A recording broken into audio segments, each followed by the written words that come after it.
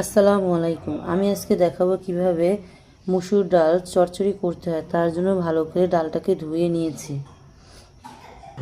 এটা রান্না করার জন্য আমি পুঁইশাক পাতা ভালো করে ধুয়ে কেটে নিয়েছি কুচি করে। এর ভেতর আমি রসুন কুচি, পেঁয়াজ কুচি, কাঁচামরিচ, টমেটো দিয়ে দেব। এটা আমি কিভাবে বানাবো রান্না করবো সেটা তোমাদের দেখাবো। এর ভেতর আমি পরিমাণ মতো পেঁয়াজ কুচি দিয়ে দেব। এর ভেতর আমি পরিমাণ মতো রসুন কুচি দিয়ে দেব। এর ভেতর আমি কাঁচামরিচ পরিমাণ মতো দিয়ে দেব। এর ভেতর আমি পুঁইশাক পাতাগুলো দিয়ে দেব।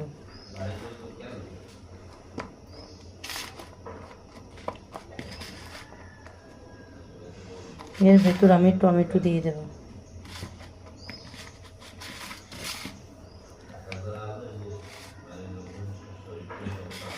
এর ভেতর আমি হলুদের গুঁড়ো পরিমাণ মতো দিয়ে দেব।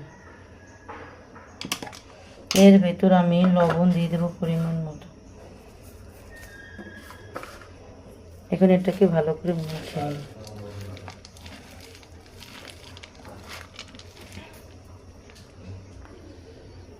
এটাকে এখন আমি কড়াইতে দিয়ে দেব। তেলের ভেতর গরম তেলে দিয়ে দেব।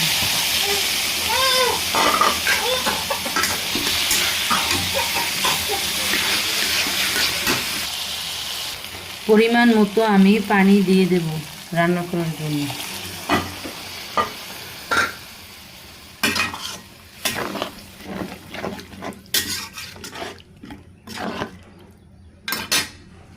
পরিমাণ মতো পানি দিয়ে দিয়েছি। এখন এটাকে ভালো করে ফুটিয়ে নেব।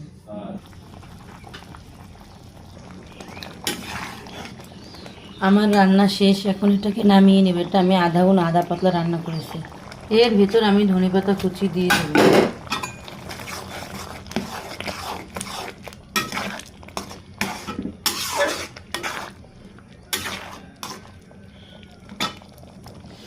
এখন 1 মিনিট এটাকে ভালো করে জাল দিয়ে এটা নামিয়ে নেব।